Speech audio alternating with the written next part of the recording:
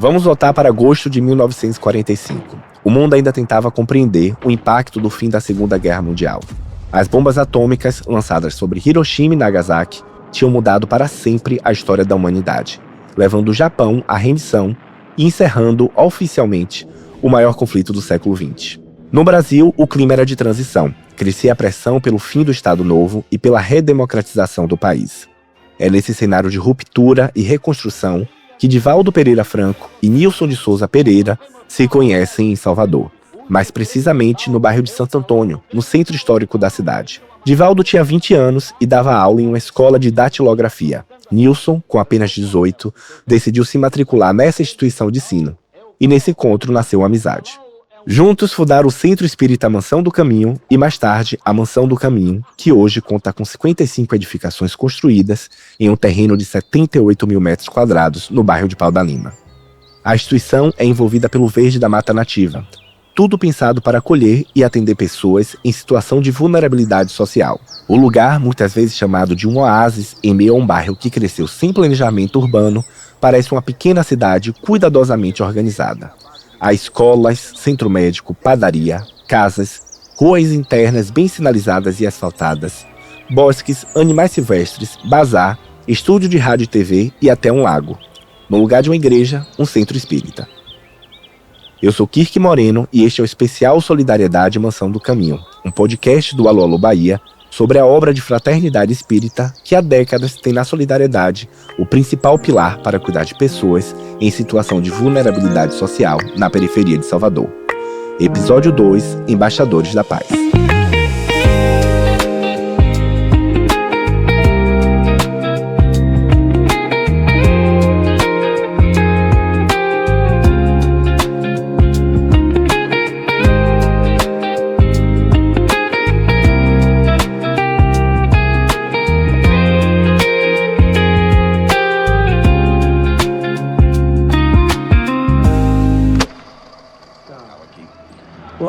Nós estamos aqui no Centro Espírita Caminho da Redenção.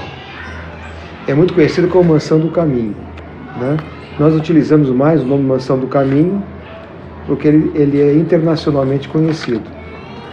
Foi uma obra fundada por Nilson de Souza Pereira e Divaldo Pereira Franco. Os dois eram primos, se conheceram já na adolescência e o tio Nilson cuidava da parte administrativa, material da instituição, né?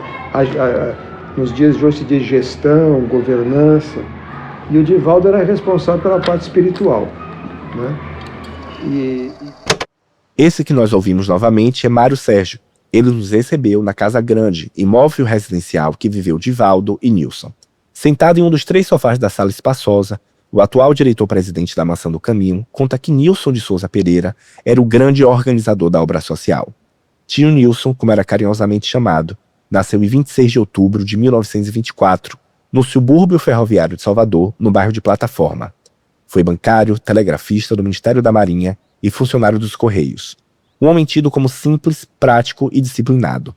Tio Nilson assumiu a presidência e a administração da Mansão do Caminho por 66 anos. Apesar de um nome mais tímido para o público, o trabalho de Nilson foi grandioso e reconhecido internacionalmente.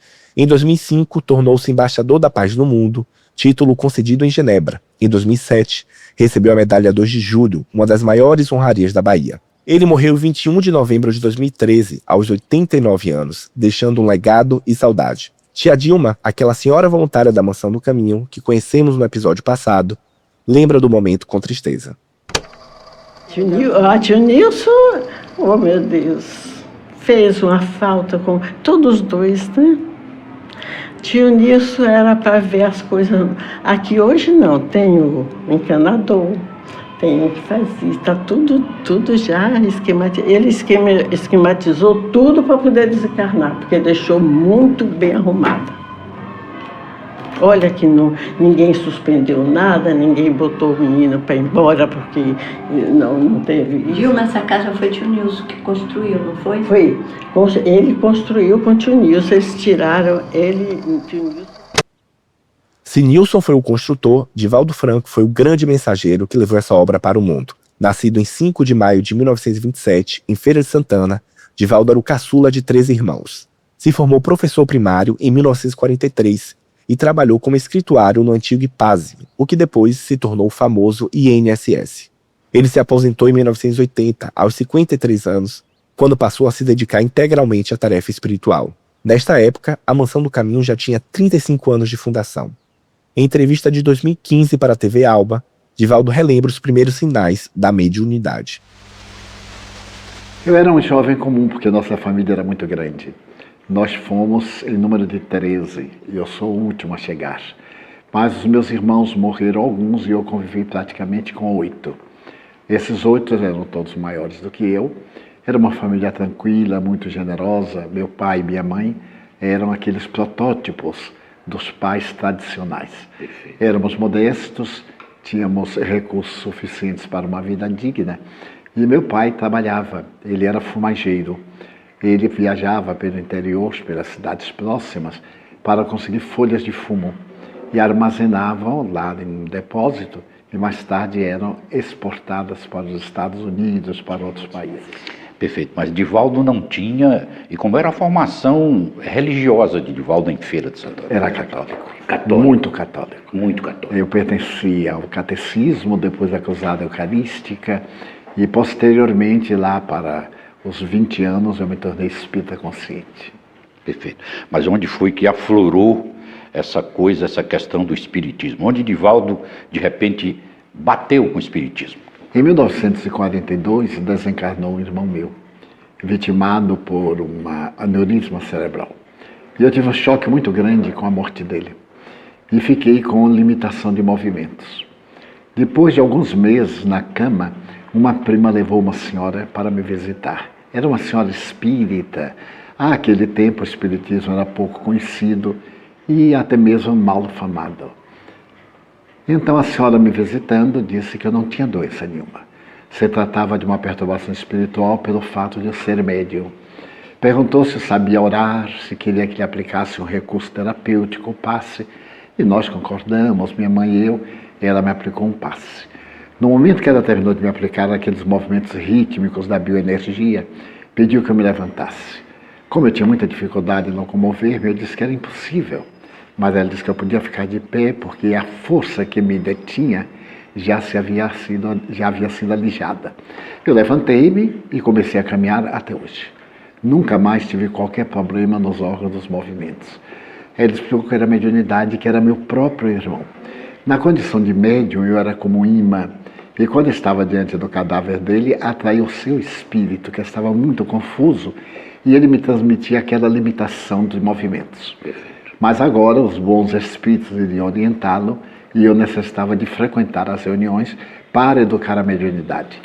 Aí Divaldo atendeu o chamamento, claro. A princípio eu relutei muito. Relutou? Por causa da minha convicção católica. E tinha até ocasião de dizer que não ia, porque ali se manifestava Satanás. Ela sorriu muito, generosa, e disse, mas como é que você sabe se você nunca foi lá? Eu disse, mas é o que todo mundo diz. E ela teve um argumento de lógica, mas todo mundo dizia que você era paralítico, e em verdade não era. Então nem tudo que se diz é verdadeiro. Nessa noite eu fui com minha mãe. Quando nós lá estávamos, levantou-se um cavalheiro que era o notário da cidade, eu vi que se tratava de uma coisa séria, porque eram pessoas respeitáveis, o juiz de direito, a zeladora do altar do coração de Jesus estava presente, e eu fiquei surpreso. Pessoas que o senhor identificava. E da sociedade, como estariam naquela coisa que era tida como de um caráter inferior, de pessoas ignorantes, de afrodescendentes, etc. Mas levantou-se o notário e leu uma página do Evangelho segundo o Espiritismo. Era uma página sobre a humildade. Eu achei a página de uma beleza tão incomum que entrei em transe e desmaiei. Mas quando eu despertei, minha mãe me disse que meu irmão se havia comunicado com ela através de mim. Eu não lembrava absolutamente de nada. Então, claro, eu tive que, no dia seguinte, me confessar, porque eu havia pecado. E fui ao sacerdote, contei. Foi difícil essa transição, esse momento para a sua cabeça? Foi muito difícil, porque eu tinha a convicção dogmática. E o Espiritismo é uma doutrina muito liberal, aberta, lógica, raciocinada. Mas quando eu confessei ao sacerdote, ele ouviu com muita seriedade e disse, bem, você pecou, mas deve voltar lá até ficar bom, porque Satanás tem muitas artimanhas. Ele pode estar lhe seduzindo e mais tarde se revela, é tarde demais. Então volte lá. Eu disse, mas padre, é pecado dizer. Você vai na sexta-feira, no sábado eu confesso e no domingo eu comungo, absolvo. Então eu fiquei indo. Era dezembro de 44, janeiro de 45. Então eu estava lá e aconteceu que ele percebeu que se tratava de uma coisa muito séria. E um dia teve a ocasião de me dizer, a sua missão é lá no Espiritismo. Ele, o padre. Ele, o padre. Ah, mas que Porque a igreja não condena as comunicações espirituais. Ela apenas não recomenda. Por se tratar de uma coisa muito séria. E nem todas as pessoas têm a gravidade para estudar certos temas. Então a igreja proíbe, baseado naquele artigo da Bíblia em que Moisés proibia as comunicações. E ainda diz, mas ele só proibia porque aconteciam. Não se proíbe aquilo que não acontece. E pior, somente que acontecia em grande quantidade. Ele proibiu para legislar, para dar uma ética. Então eu comecei a frequentar as reuniões, continuamos amigos e me tornei espiritista. Mas eu demorei 2 anos.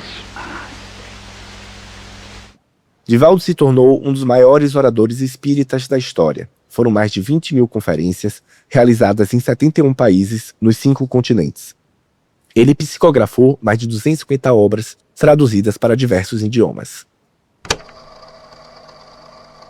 Ele é uma referência importante para o espiritismo e para o mundo, primeiro por fatores que a gente já expressou aqui, que é o exemplo. A importância de se ter alguém que vive aquilo que fala, traz todo um respaldo para conquistar outros corações a serviço do Cristo, para impactar outros corações a serviço de Jesus. Então, o primeiro ponto é esse, de naturalmente a sua história já ser importante para o espiritismo e para o mundo. Mas também ele é alguém que se dedica a divulgar essa doutrina dos espíritos. Psicografou mais de 250 livros, proferiu inúmeras palestras no Brasil e no mundo, viajou bastante, unicamente em prol do espiritismo e da divulgação do espiritismo. Essa é Luziane Bahia. É a primeira vez que a gente a ouve aqui no podcast. Ela é voluntária da Mansão do Caminho e palestrante espírita do Centro Caminho da Redenção. E esteve ao lado de Divaldo em muitos momentos de sessões de psicografias. Ela resume por que o médio baiano foi considerado o sucessor de Chico Xavier, também um dos mais importantes expoentes do espiritismo do Brasil, que morreu em 2002 e deixou 400 livros psicografados em 70 anos de produção. Essa característica dele de líder nato, de uma personalidade que vive aquilo que fala, fez com que diversos pontos do planeta fossem criados ou multiplicados a partir da sua presença, a partir do seu estímulo, a partir da sua história, com essa que para nós é o principal, com essa coerência. Então não adianta o discurso, a fala, se não vive. Então a cada lugar que ele chegava, o que chegava junto com ele também eram mais de 600 crianças, né? Porque foram todos 685 filhos. Então ele caminhava junto, carregava junto com ele essa história, esse cuidado de ser pai, essa vivência de uma mediunidade correta, de uma mediunidade como o Evangelho nos ensina, dai gratuitamente o que gratuitamente recebeste, Para produzir este podcast, eu passei um dia inteiro na Mansão do Caminho. Durante a visita, conheci a última casa que Divaldo Franco morou, um imóvel com 2 pavimentos. Tudo era bem amplo. A sensação é de que o espaço é o que eu imagino do céu, tudo limpo, organizado e em clima de paz. Foi na cozinha, após almoçar em uma das 3 mesas grandes da sala de jantar, que conheci Iraci Santana, também uma das tias da obra social. Ela tem 92 anos e é responsável pela organização do acervo do médio, que inclui cartas, medalhas, reportagens, homenagens, títulos e fotos. São mais de 800 distinções concedidas por instituições do Brasil e do exterior. A gente só via Divaldo. Se existia alguma coisa que não estava certa, ele chamava, era em particular a pessoa. Falava só com aquela pessoa. Mas assim, conosco, sempre alegre, sempre tinha alguma coisa interessante para contar a gente. Então, era realmente, é diferente ele. Nunca vi Divaldo, nem ninguém nunca viu Divaldo gritar com ninguém, nem fazer nada, nem fazer algo que não devia. Era o comportamento normal dele aqui dentro. Você achava que você via ele preocupado com a questão da mansão mesmo, assim, tipo de fazer? Não, às vezes ele se mostrava preocupado quando o Nilson mesmo, doente, porque Nilson aqui foi engenheiro, foi pedreiro, foi eletricista, foi encanador, foi marceneiro. Nilson tinha todos os... Entendeu? Tudo que a gente possa imaginar. Nilson fazia, Nilson resolvia, Nilson. Então, foi uma fase que ele ficou muito preocupado. Começou a adoecer e tudo. E a maneira... Nessa época, ele mostrava preocupado. Até mesmo com o curso, né, das ações e tudo. Porque aí Nilson já não tinha condições de assumir. Era o presidente, foi o presidente a vida toda. Mas já não tinha condições de assumir. E como é que a senhora descreve a Mansão do Caminho? Como é que a senhora falaria daqui? Eu chamo a Mansão do Caminho um oásis de bênçãos. Oásis. A Mansão do Caminho está aqui, implantada aqui neste bairro, onde a gente sabe dos traficantes, de muita coisa. Então é um oásis. Quando alguém entra aqui, se distancia totalmente. Eu chamo oásis de bênçãos. Porque aqui na Mansão do Caminho já passaram milhares de crianças, de idosos, de doentes, enfim. E das pessoas que, as sadias, frequentando o Centro Espírita Caminho da Redenção. Na conversa com a outra tia, a Dilma, ela destacou o bom humor e a organização do Lítare Espírita. Porque é um ser muito especial. É uma criatura que eu conheço pouca gente, eu sou pouco viajada. Mas para ter igual, eu tenho a impressão que não existe. Ele era bem-humorado? Bem-humorado, muito alegre, botava a gente para sorrir, inventava história com a gente, arranjava namorado para mim. Eu estava ali espiando pela porta e disse, criatura, que é isso? E era assim, e não tive nem a oportunidade, porque logo me deu filho. Como é que arranjava uma solteirona com filho, né? Ele era muito brincalhão, muito alegre, muito divertido. Ele contava cada piada muito engraçada. Não era piada assim forte, não. Era piadas decentes, que daquela piada deixava uma lição para a gente. Muito bem-humorado, muito bom, muito atencioso. Tinha cuidado com todo mundo, queria saber de todo mundo. Olha, vai ver tia, não sei o quê. Olha, você vai ver tia, não sei o quê. Se ele não podia ir, ele mandava uma pessoa, mas ele queria estar participando das coisas. Muito participativo, muito gente boa. Muito. Ele parecia pra gente uma pessoa também, assim, muito na televisão, né? Quando a gente vê, ele parecia uma pessoa sempre impecável, assim, muito vaidosa. Oh, né? Meu Deus. Não, ele é arrumadíssimo. Acho que até dentro dele, é claro, para ter uma mente daquela, para atrair os espíritos bons que ele tem atraído. Agora é que ele está bem lá, não é só. A gente sabe. Não é para menos, precisa ser muito bem arrumado, muito disciplinado. Se ele falava assim... Perguntei ao atual diretor-presidente da Mansão do Caminho os momentos mais marcantes com Divaldo. Mário Sérgio destacou o que chamou de fase grandiosa, com acontecimentos sobrenaturais. Mas eu assisti muito fenômeno com o Divaldo Franco. Assim, eu tive a grata satisfação de ver uma fase que ele teve grandiosa de perfumes, né? Então você tocava na mão dele, a mão dele saía óleo da mão.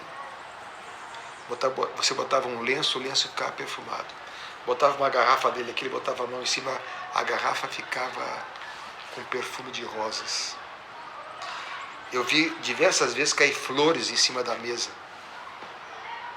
Eu adoro a Angélica, ele me dava de presente as Angélicas, cair em cima da mesa as Angélicas. Né? Quem é lá na Barão de Cotegipe, teve um espírito chamado Irmã Sheila, o salão estava com 400 pessoas, o espírito se materializou e caminhou, foi cumprimentando todas as pessoas. 400 testemunhas. Então teve diversos desses fenômenos que aconteceram. Por exemplo, tá na mesa mediúnica, a sala fechada, de repente aparece um guarda-chuva em cima da mesa. O guarda-chuva estava lá dentro e botou para dentro o guarda-chuva. Então são fenômenos, né? Materialização, transporte de objetos, olorificação, perfume, éter. Ali o salão enchia de éter. Né? E depois vinha o perfume de rosas, a mão dele ficava oleosa. Né? E o Divaldo tinha assim, propriedades, ele dormia, se desdobrava, ia visitar as pessoas nas casas. No outro dia a pessoa chegava e disse, não, você estava assim, assim, assado, eu vou te ajudar assim, assim. A pessoa... Divaldo Franco foi sobretudo humano e não ficou imune às críticas. Se envolveu em polêmicas com seguidores de Chico Xavier por conta de uma suposta quebra de amizade nos anos de 1950 e 1960. Ele também chegou a ser apelidado de médium de direita, por demonstrar apoio ao ex-presidente Jair Bolsonaro. Em 2019, Divaldo Franco disse em entrevista à Veja que Bolsonaro representava uma esperança, apesar de ser contra os discursos do político a favor da tortura durante a ditadura militar no Brasil. Então, ele sofreu muita calúnia, muita infâmia, muita difamação. Dos amigos e dos espíritas. Mas ele tinha um exemplo de Allan Kardec. Allan Kardec foi o codificador da doutrina espírita, ouviu uma recomendação que chegou a ele. Disse, olha, você quer fazer a missão, você vai fazer a missão. Mas se prepare. Porque mesmo os seus amigos vão te criticar e te difamar. E isso é uma verdade. Eu diria que não é só no meio religioso, mas em qualquer meio profissional, meio social. A gente vai convivendo com as pessoas, às vezes você, onde menos espera, né? Até César, até tu, meu filho Brutus, foi esfaqueado pelas costas. Né? Então a gente tem que estar sempre preparado para isso. Eu, digamos assim, já estou meio calejado. E eu me preparei para essa situação, assim, de não agradar a todos, de falarem mal de mim. Eu disse, é o problema de quem fala. Né? Eu estou fazendo o meu caminho aqui. Né? Então ele tinha muita consciência disso. Mas ele sofreu muito, né, na vida. Mais recente mesmo, eu lembro que nesse período de polarização, não só ele como figura pública, polarização política, né? Muitos sofreram, né? Ataques, ou para não se posicionar e tal. Como é que ele lidava com essas situações assim, de crítica? Abalava ele de alguma forma? Ele tinha vontade de se posicionar? Não. Porque uma vez eu perguntei para ele assim, Divaldo, mas veja só, na Europa é tudo tão organizado, no Japão, o japonesinho é tudo assim certinho, na China, mas o brasileiro aqui é tão assim... As coisas não funcionam direito. Se meu filho, o homem na China, no Japão, no Brasil, é o mesmo homem. Só que lá tem lei. Aqui não tem. Né? Mas o homem é o mesmo. Então, quando tu tem regras de conduta, você... Então, ele conhecia os homens. Né? E ele não via nos outros seres... Ele via seres em evolução. Que eu não conseguia fazer isso ainda. Né? Então, ele via as pessoas... no caminho que ele já trilhou. O caminho que ele está hoje mais perfeito, né? Não que ele seja perfeito, o caminho que ele está mais perfeito, ele já não foi no passado dele. Né? Então ele não pode criticar uma pessoa porque ela está fazendo o mesmo caminho que ele fez. Então ele compreendia a alma humana. E na hora que tu compreende a alma humana nesse aspecto, vai ver que estão todos no caminho da evolução, com as suas imperfeições. Então ele não se preocupava com a imperfeição do outro. Porque o que você erra hoje, você vai acertar amanhã. Né? Então ele não tinha esse sentido de crítica. Ele não criticava as pessoas e aceitava como elas. Cada um tem um nível espiritual. Você tem um nível, eu tenho outro, ela tem outro, ela tem outro. Cada um tem um nível. Né? Então você não pode querer que aquele que está te reportando a ti tenha o mesmo nível. Né? Se ele é ignorante, você tem que respeitar a ignorância dele. Porque ele está indo no caminho da evolução. E procurar ajudar, não criticar. É difícil, muito. Mas ele já fazia isso. As polêmicas de fato não arranharam a trajetória de Divaldo, que conquistou admiradores de todos os cantos do mundo por sua mensagem de paz, fé e união. O movimento Você e a Paz, idealizado pelo médium e líder espírita em 1997, é um dos seus legados. A partir da iniciativa, 19 de dezembro foi reconhecido como Dia da Paz Mundial na capital baiana, e Divaldo foi agraciado como mensageiro da paz pela ONU em 2013. A Yalorixá Márcia de Ogum, Padre Edson, Pastor Gildásio e representantes da doutrina espírita foram alguns dos nomes que participaram da edição de 2025 na capital baiana, a primeira sem a presença de Divaldo. Eu acompanhei o evento e conversei com alguns artistas que apoiam o movimento, como Ivete Sangalo e Carlinhos Brau. Realizada e sou tida muitas vezes como alguém que inspira. E às vezes isso me preocupa, não no sentido de que eu não possa fazer a coisa acontecer para ser uma mulher inspiradora, porque eu sei que sou. Mas é porque eu conheço gente que faz a inspiração essa relacionada a mim virar um grão de areia. Então, queria dizer a Divaldo que obrigada por cruzar a minha vida, por impactar de uma forma tão maravilhosa a minha vida, e dizer a ele do meu compromisso do nosso encontro ter valido de fato a pena, que isso faz parte da minha existência e da minha evolução como pessoa, para que eu possa, através dessa energia, de fato ser alguém que inspire e que transforme a vida de muitos e a minha mesma. Então, assim, eu fiz questão de conversar com ele antes de vir, dizer a ele, eu estarei aqui disponível para tudo que for necessário, porque o trabalho que Divaldo faz é um trabalho que deveria conscientemente ser realizado todos os dias por cada um de nós. Rapaz, eu acho o contrário, assim, eu não apoio a Mansão do Caminho, a Mansão do Caminho que nos apoia, desde quando Tio Di resolveu conduzir o pensamento espírita dentro de uma linguagem, né, de aproximação social, aproximando quem tem mais e quem tem menos. Né? É notório de que nós, que somos envolvidos, né, imbuídos na ação social real, nos conduímos com as necessidades alheias. Como artista, a Mansão do Caminho conta com vozes como Ivete, Nando Cordel, eu, e entre outros artistas. É importante deixar claro aqui para o Alô Alô que nós não temos méritos por isso. Eu sempre busco frisar nesse ponto que nós não temos méritos por isso. Tem uma mão estendida para melhorar os nossos momentos. A Mansão do Caminho é essa mão. E eu apenas faço parte, você no desejo, de que vou sempre apoiar com a minha mão essas mãos que também possam vir a precisar. No próximo episódio do especial Solidariedade Mansão do Caminho... Aqui é só gratidão, é bênção. Minha filha entrou com 4 anos, na Alvorada, esses pequenininhos. Aí ficou, se adaptou, graças a Deus ficava o dia todo, né? Toma café, almoça. E pra gente é bom demais, porque hoje ela tem psicologia, dentista, colocou aparelho dentário, eu também coloquei. E assim, a gente sai com farnel. O especial Solidariedade Mansão do Caminho é um podcast do Alô Alô Bahia. Eu sou Kirk Moreno, criador, roteirista e apresentador. A edição sonora é do estúdio Punk Hazard. Este episódio usou áudio de 2005 da TV Alba, que traz um trecho da entrevista feita pelo apresentador Humberto Pinheiro com Divaldo Franco.